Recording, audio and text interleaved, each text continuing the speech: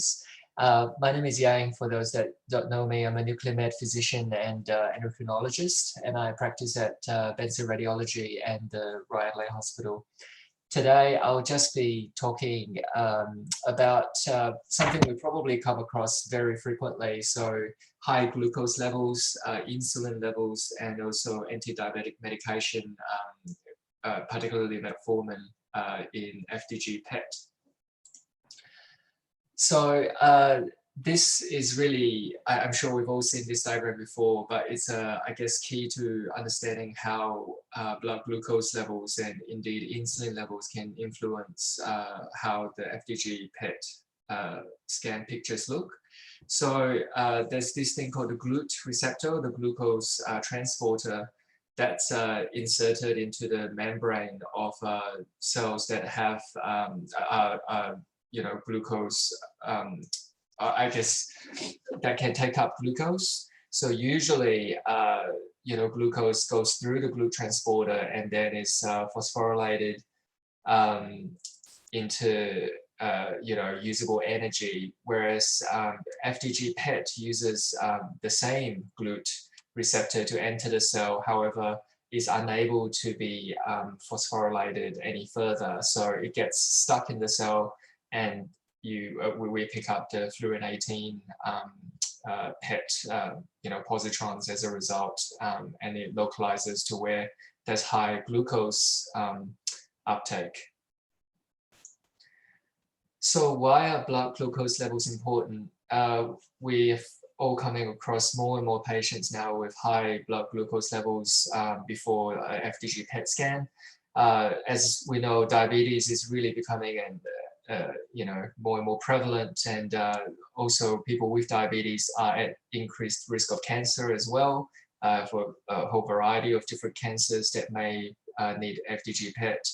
And also more and more patients are on drugs that can cause high blood sugars, including glucocorticoids, such as prednisolone will be the most common one, and a variety of cancer treatments, such as mTOR inhibitors. So that's things like tacrolimus, everolimus. They can all increase blood sugar levels. And of course, being cancer patients, they often come back for FDG PET scans to monitor treatment and whatnot.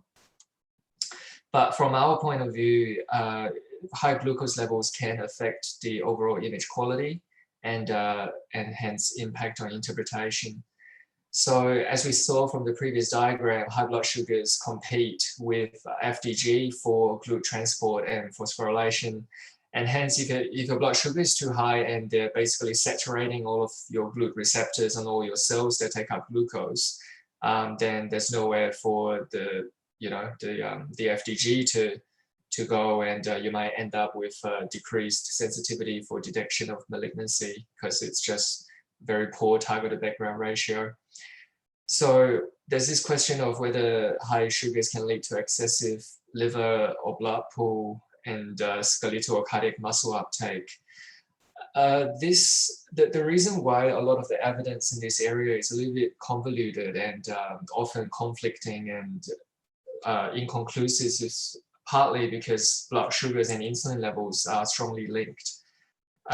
In fact, high blood sugars is the strongest driver of insulin secretion from the pancreas. So it's hard sometimes to say whether it's the high blood sugar itself that's causing the pictures to be bad, or whether it's the insulin levels, which is more to do with how long they have been fasting, for example.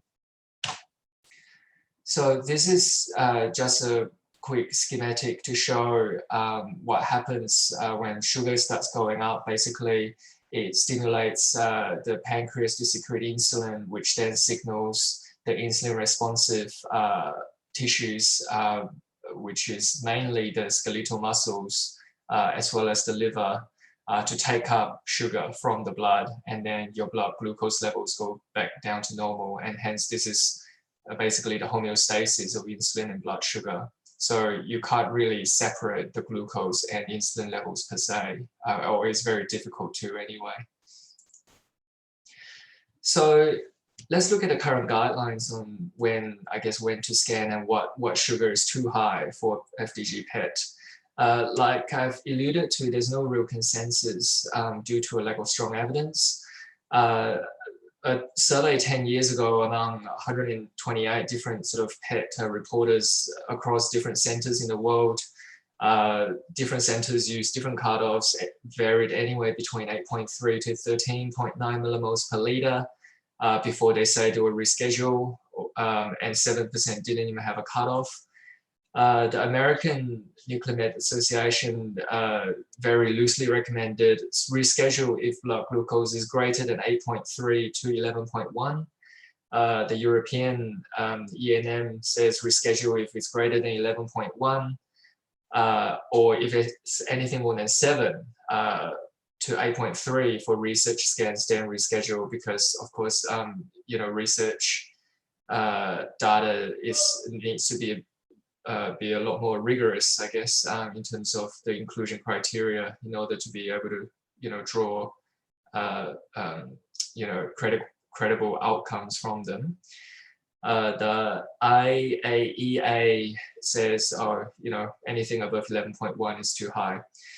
And all the guidelines suggest pre-scan blood glucose can be reduced by short-acting subcutaneous insulin, which the most commonly used here will be NovaRapid, which has got an onset of 15 minutes, peak at 60 minutes, but acts for 2 to 4 hours. But no further clarity on, you know, how much to use for, you know, how high your sugar.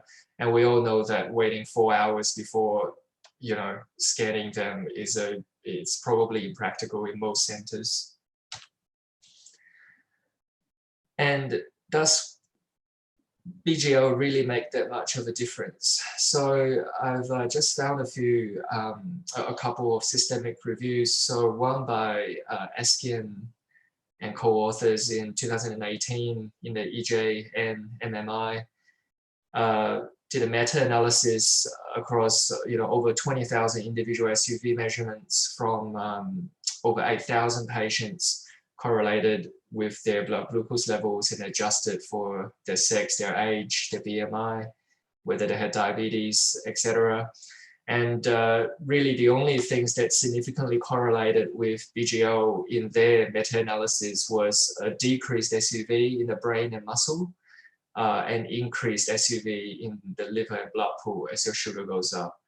There's no significant correlation between sugar levels and the tumor SUV, but they did mention that sugars of greater than 11.1 millimoles per liter had significantly lower tumor SUV max.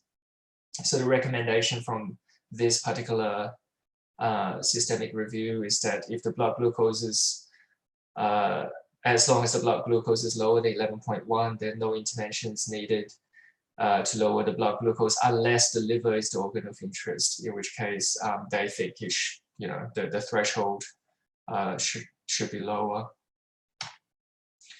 Another systemic review, again in 2018 by Sprints et al., included 14 studies with 2,700 patients.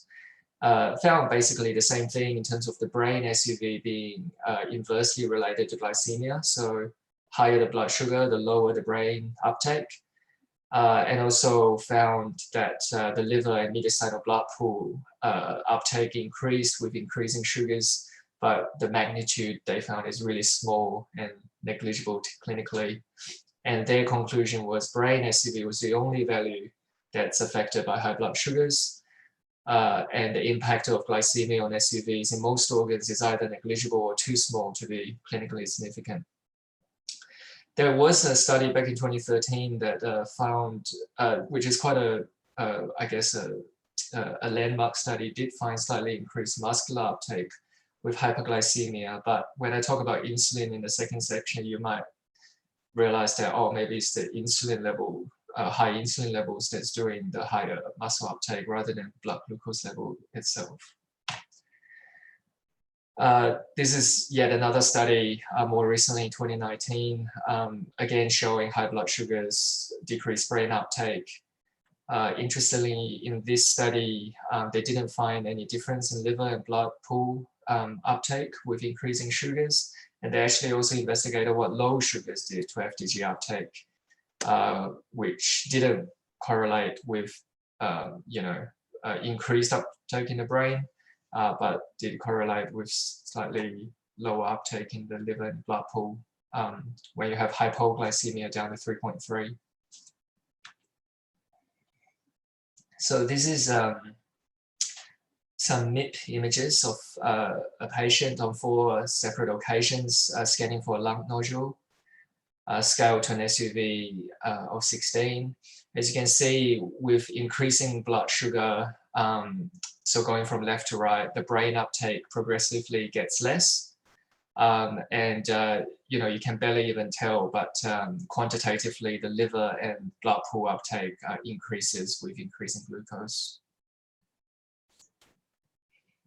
These are some axial images of the same. So going from left to right, with as sugars get higher, the brain takes up less FDG overall, with a very sort of subtle increase in uptake of the liver and blood pool with increasing blood sugar. So why don't we just give some insulin then to lower the blood sugar? It's not quite so simple. So there's various things to consider, like what type of insulin to give, which would be a short-acting insulin, but then the question becomes how much to give and how long to wait before injecting. With insulin, there's always a risk of hypoglycemia and you know, the risk of not giving enough and basically wasting time while waiting for the sugar to come down when it's never going to come down. And of course, a big impact on workflow if you know, you were to give insulin too late. And importantly, the pictures can actually look even worse if you give insulin of the wrong type or scan at the wrong time compared to just not doing anything at all. So this is, you can see quite a quite a shocking, I guess, picture showing extensive uptake throughout the skeletal muscles and the heart. This is done in a patient that's very hyperinsulinemic. So high insulin levels, what it does is that it increases the translocation of GLUT4 receptors. So there's various types of GLUT receptors, but GLUT4 in particular is an insulin-sensitive GLUT receptor that then basically inserts 10 to 20 times more in cells that do have that receptor, which is namely skeletal muscle and heart muscle, as you can guess. So then you have, you know, all the FDG shunts to those cells, and you end up with a picture that looks like that. And you know, it's part of the reason why patients need to fast before a scan, because you know, if they eat, food is a very strong trigger of insulin release from the pancreas. And in that study from 2013, Lindholm et al. Showed that tumor SUV decreased significantly after 50 grams of glucose. So 50 grams glucose is about 3 pieces of toast. So every piece of toast is about 15 grams of carb, with increased muscle uptake and blurring tumor margins. And this is a diagram from their paper. This is just to quickly point out, so there's various types of GLUT, the most sort of common ones being GLUT1, 2, 3, and 4. As you can see, only GLUT4 is sensitive to insulin, whereas GLUTs1, 2, and 3 are not. So when the insulin levels is high, that's why the skeletal muscle, cardiac muscle, and fat takes up all of the FDG because of all the overexpression of GLUT4 due to high insulin. Whereas tumors, which really only express GLUT1 and GLUT3, they don't insert more GLUT4 into their, you know, cells, and then you don't see them any better.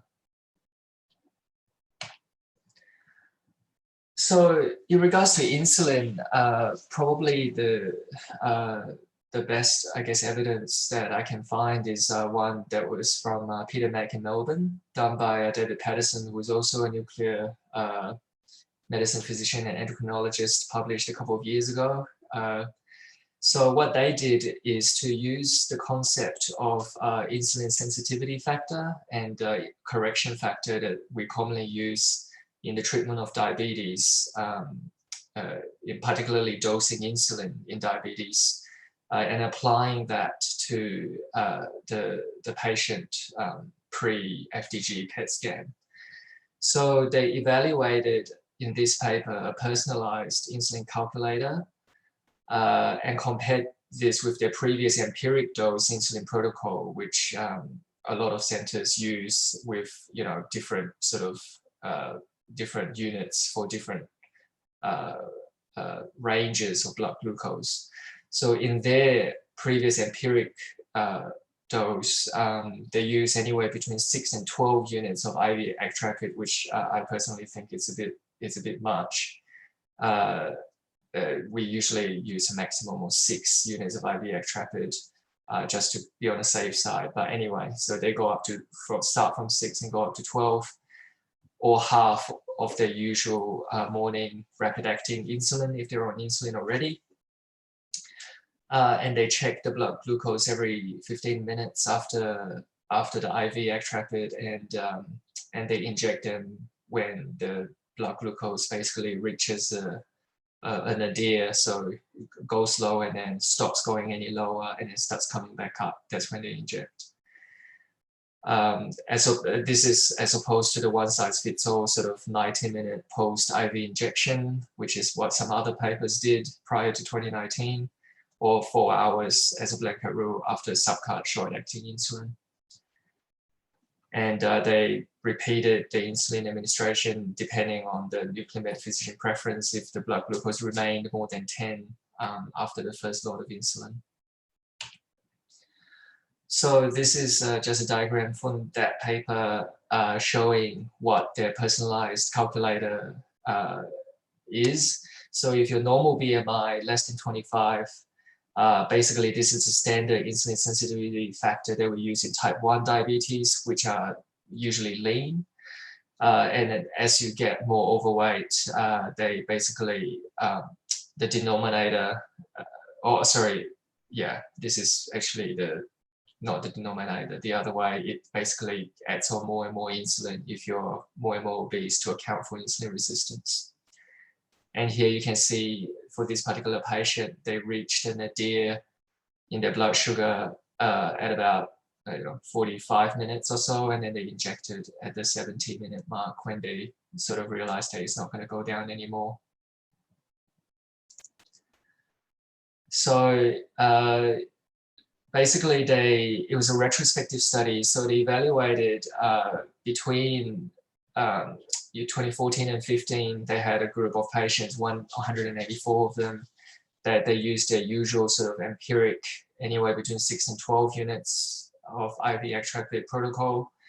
And then they had 167 patients in the 12 months after that, between 2015 and 2016, that used their personalized insulin calculator to determine what dose to give and when to inject. So this is a table showing that the patients were quite well matched in terms of age, of average about 66, 67, about 70% were male. Their BMI on average was about 30, which is not surprising. And overwhelming majority of those that had diabetes were type 2, and out of which 50% were on insulin already, with about 3/4 on oral treatment for diabetes only, and their average blood sugar was about 14.5. So it's well matched between the two groups, and the age range for their patients was between 43 and 92.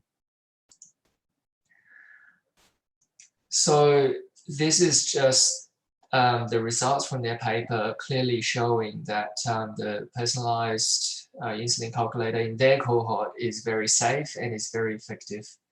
So cohort 2 is their personalized calculator cohort, and cohort 1 being their empiric dosing. So you can see hypoglycemia were a lot less common using their calculator, but I reiterate, I would never give 12 units of IV actrapid, and that's what their empiric protocol goes up to, which probably explains their relatively high rate of hypoglycemia in cohort 1. And the mean blood sugar at the time of injection, they managed to bring it down to about 8.69. And insulin dose prescribed, you can see that it's actually slightly lower in the personalized calculator compared to the usual protocol. And on average, the sugars, they managed to bring it down by about 7 millimoles per liter. The vast majority achieved less than 10 millimoles per liter, which according to the guidelines, most of them recommend, scan when it's below 11.1. So, most of them achieved that. And a much smaller number needed a repeat insulin dose. So only 7.4% if you use their calculator compared to almost 15% needing a second dose according to the old protocol. And the median time for between insulin administration and injection using the calculator was about 108 minutes. So that's 1 hour, 48 minutes. Importantly, it is stated that all the scans in this study were of diagnostic quality without the need for any scans to be repeated. Of course, that's a subjective thing, but the limitations of this study being that it's a single center study, it's retrospective.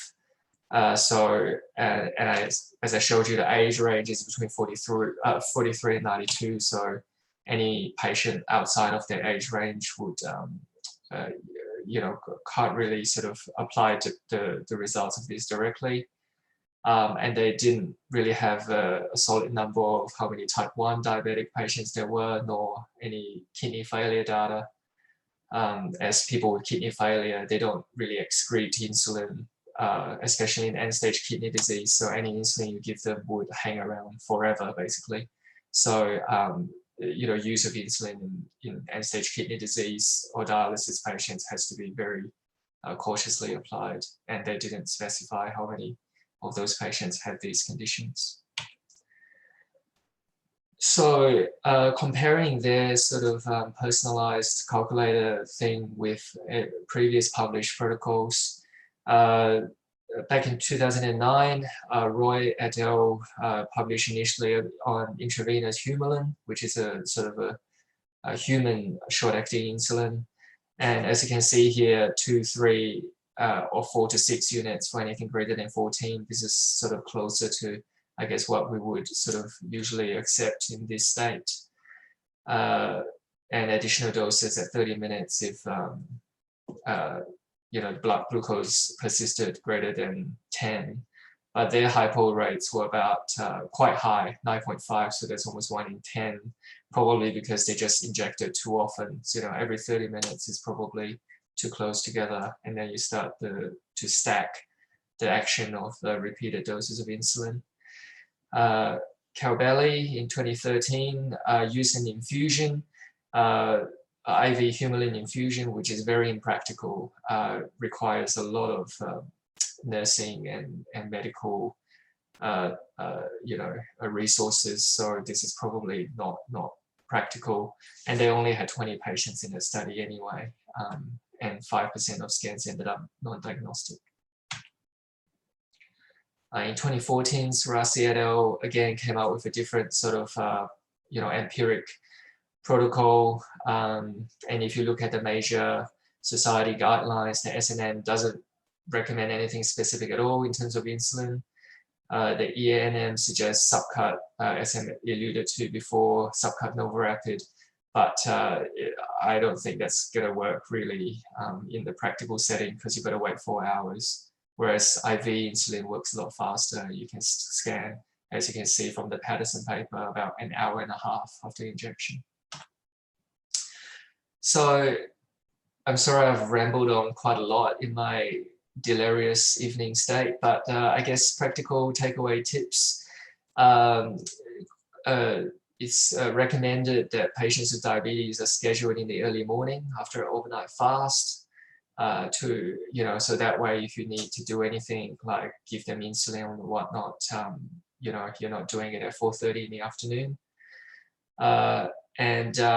But it's always better if the diabetes is optimized, preferably in the days leading up to the scan. Of course, that's a sounds nice in theory, but in real life, it's probably not practicable. We don't have any contact with the patient until the day of the scan, and by that time, you check the sugar and it's 18, and what do you do then?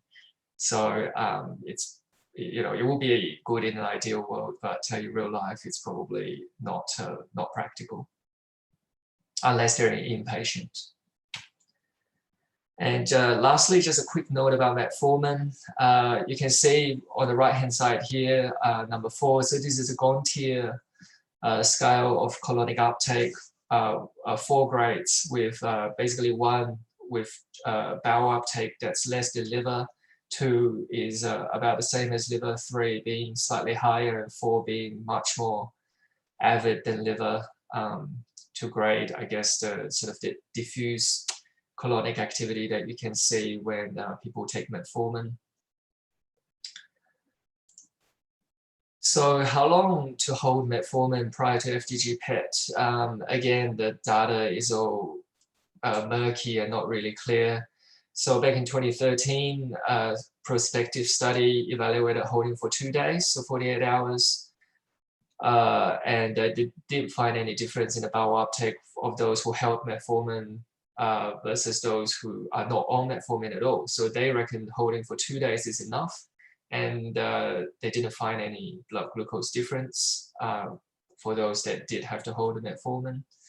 In 2016, this is a large retrospective study evaluating what happens if you hold metformin for 1 day or 2 days or 3 days. It confirmed that as long as you hold it for some time before the day of the scan, there will be less colonic uptake. But even if you hold it for up to 2 days, you still get significant distal bowel uptake. And in 2018, there was a single center a randomized controlled trial, which is a good design, comparing people who didn't stop metformin, those that stopped for 1 and stopped for 2 hours. Two days. They had 30 patients in each group. They tried to do it a bit more rigorously and evaluate it using the Gontier scale, and showed significant reduction in bowel uptake in both the, in people who held metformin for 24 and 48 hours, and observed that there's less distal large bowel uptake when you hold it for longer, so 2 days compared to just holding it for 1 day, but there's no difference in small bowel uptake.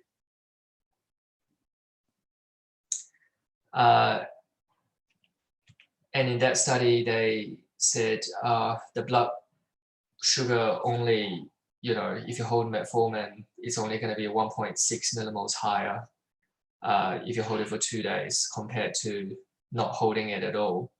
So metformin really, from a blood sugar perspective, is only quite modest. And to be honest, most patients, if you're already on insulin and then metformin on the same time, holding the metformin for a couple of days is very unlikely to make a big difference to their blood sugar control.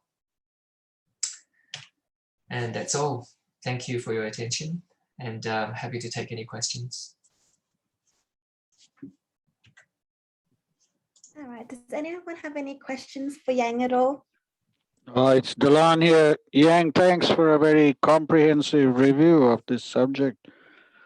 As you know, particularly in hospital practice, blood sugar levels are quite an ongoing problem with the patient group, isn't it? Yeah, definitely. It's, as you say, it's still a bit inconclusive, but I think, the ideas that you brought out, some of them would probably have some advantages over some of the current teachings. But, very, very comprehensive, probably one of the best sort of recent surveys on the topic. Thank you. Hey, Yang, can I ask you what you actually do? Both in the private and the hospital setting? We usually, I think everyone's threshold is a bit different, but I think usually I would personally accept anything up to about 13 millimoles per liter. Anything above 13, I would look at probably giving intravenous actrapid to bring it down. And we have an empiric protocol in the RA department, and it's similar to the Peter McCallum one. except it's not a, it's not like a smart calculator using weight and all that. It's basically, if it's 11 to, I can't remember now, 11 to 13, give 2 units, 13 to 15, give 4, above 16, give 6, something like that. And we also check glucose every 15 minutes after injection, and then wait for the nadir and then inject the FDG then. Now, I've sort of found that certainly in the earlier days when we were giving insulin and then looking at reviewing some of the scans that have also had insulin given, that generally you get a lot of muscle uptake, and the quality of the study is, I think, inferior to just not giving them insulin and accepting, BSL, as you say, of up to 15, depending on what they're like.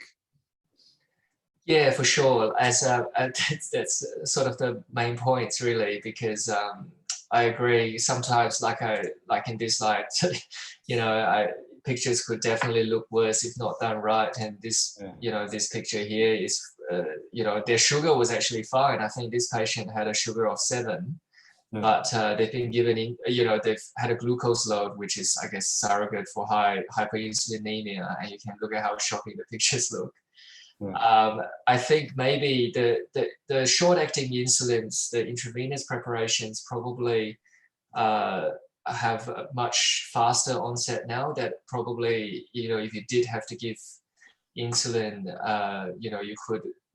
from experience, you could probably inject as early as 60 minutes. They can reach the nadir, but in some patients, particularly, I have to say, those on prednisolone, when their sugars tend to just get higher and higher during the day, which is a result of the, prednisolone-induced hypoglycemia is quite a classic profile when, they take it in the morning, and the longer you wait, the higher the sugar gets. So in that circumstance, you might as well just cut your losses and just scan them.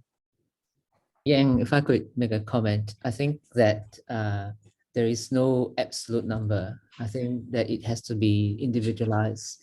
The typical patients who are on like multiple oral hypoglycemic agents and as well as on insulin, so they are the insulin resistant group.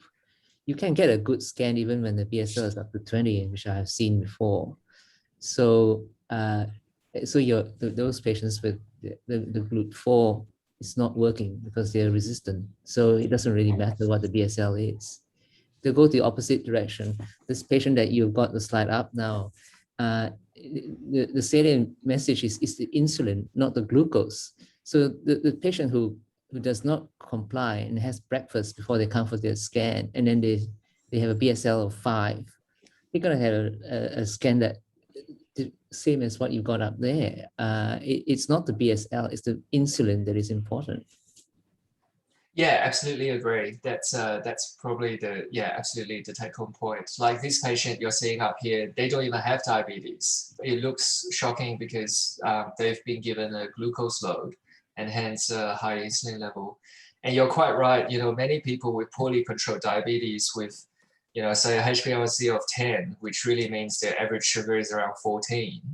If they come to the department and their sugar is 15, that's their baseline. So in that state, they're actually there's no physiologic insulin action at that sort of baseline, hypoglycemia that they have. So if you scan them, it's going to look as good as someone without diabetes with a normal blood sugar. So because you're not sort of trying to mess around and injecting insulin and creating insulin flux and having to work out, when to inject when there's no sort of GLUT movement in that, in that sense. So along that same line, I mean, the dose of agrapid that you're giving, the aim actually is not to specifically drop the patient's BSL. Well, it is important to drop the BSL, that's the whole purpose. But I think the aim of giving exogenous insulin when they arrive at the high BSL is actually to turn off the patient's pancreas. Okay, so the patient, let's say a type 2 diabetic who's got a hyperglycemia, so still glucose from last night's dinner, the pancreas is stimulated and still producing insulin. So when you give the dose of 4 or 6 units of agrapid when they arrive for their scan, what you're doing is you are actually turning off the patient's pancreas so that so that the endogenous insulin doesn't affect your scan. You give the FDG at the nadir is because that's at the point when your exogenous insulin effect is over, right? The BSL has now gone sideways. That's when you give the FDG. That's when the pancreas, well, when the effect of your ACRAPID to stop the endogenous insulin production has worn off. If you give your FDG before the BSL reaches the nadir, your exogenous insulin is going to cause the muscle to take up the tracer. That's why you get a terrible scan when you give insulin. You need to wait until the BSL plateaus and starts to rise. That's when you give the FDG. Yeah, correct. Yeah, no, absolutely. You're right in that regard. Yeah, as you can see, this diagram, you know, the high blood sugars is the thing that stimulates pancreatic secretion of endogenous insulin. And you're quite right. So giving exogenous actrapid is to bring the sugar down so it stops the endogenous secretion of insulin, which may in turn affect the pictures. But yeah, I think timing is really important when we're choosing to give exogenous insulin. Otherwise, you know, the pictures like we all saw might look even worse. Yeah. Yang, I was interested. Did you say the high insulin affected mainly brain uptake, sort of FDG, brain and muscle, was it? Or Yeah. So on the scan, that's an interesting physiological thing, isn't it? Does hyperglycemia reduce brain metabolism? yeah, I think it's just because the only fuel that the brain can use is glucose. So the brain can't utilize other things like fat. And that's why, you know, in diabetic ketoacidosis, people can go into a coma because without insulin, their brain can't get any glucose. And they can't use, you know, fat or ketones. So I think it's just a matter of as the sugar goes up, you get, I guess, increased competition for those set amount of GLUT receptors that are highly expressed in the brain, and then you just get a sort of a dilutory effect the higher your blood sugar goes, because you know you get sort of, you know, instead of getting I guess one unit of glucose, if you like, competing with 1 unit of FDG, you know, you get like 5 units of glucose competing with 1 unit of FDG for the same receptor.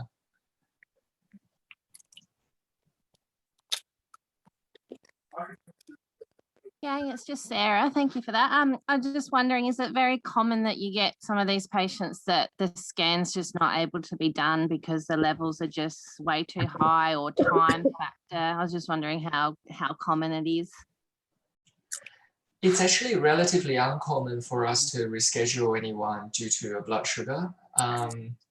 Usually, as long as they come in fasted, and as Guy alluded to, you know, as long as they fasted properly, that's really the main thing. And as Michael said, you know, sometimes up to 15 or even higher. You know, if they're poorly controlled diabetic, that's sort of, you know, it's a losing game if you try to bring them down to a normal blood sugar. And in those cases, of what I can remember, you know, you rarely get a non-diagnostic scan. You usually get a scan that's quite, you know, reasonable to interpret. So I think it's rare that that we'll have to cancel someone or you know, end up with a non-diagnostic study that you have to rescan purely as a result of blood sugar. Mm.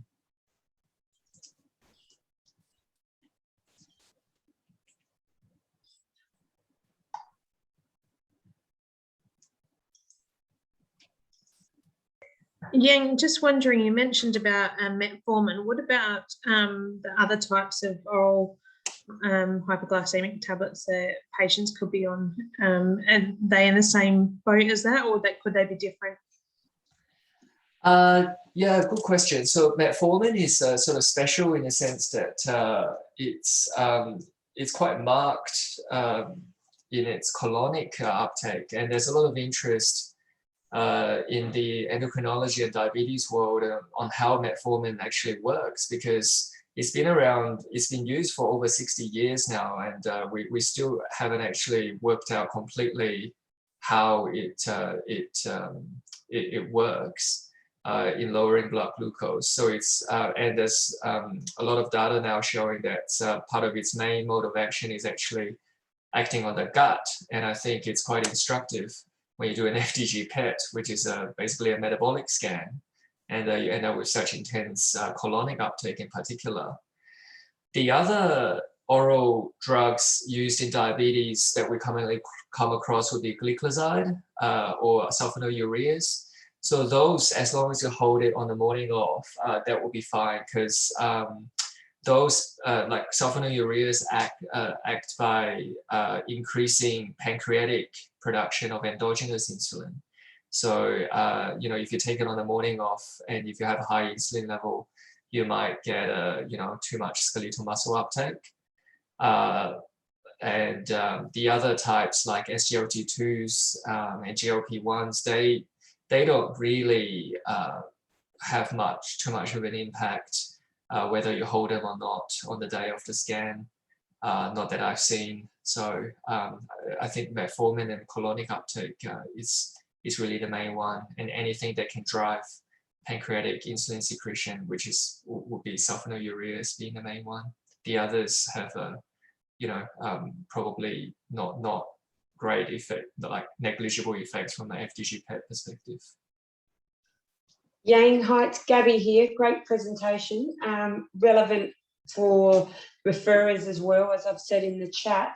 I know that this is about FDG, but you've just got me thinking in the world of imaging. Sometimes we see quite unexpected amount of gut uptake in patients with having had radioiodine. Given its metabolism for gut, do you reckon it's got any got a comment to play on its role in other forms of functional imaging, and whether we should be considering withholding it? Do you mean metformin? Yeah, sorry, with metformin, given we're on that discussion. Yeah, that's a good question. I don't think there's been any studies that I've come across that specifically evaluated that question. Yeah, so, you know, metformin, the traditional teaching is that, you know, it inhibits or downregulates hepatic gluconeogenesis. That's what we all learned in the textbooks, I'm sure. Yeah. But yeah, just I think in reality, you know, every few months these days, there's a lot of interest in metformin, and there's people saying, oh, you know, it might be beneficial in Alzheimer's. You know, some people saying, oh, you know, it's good for, you know, this, that, and the other, that's completely unrelated to diabetes. It's probably mode of action is multifactorial, and probably to draw any hard, I guess, clinical conclusions in regards to its colonic metabolism is probably, you know, we just don't know enough to inform clinical practice at this stage. Thanks, Yang. It was a bit left field, but I just thought it's something that we can never pick. No, yeah, no worries. Thanks for the general conversation. It's been very good. Thank you.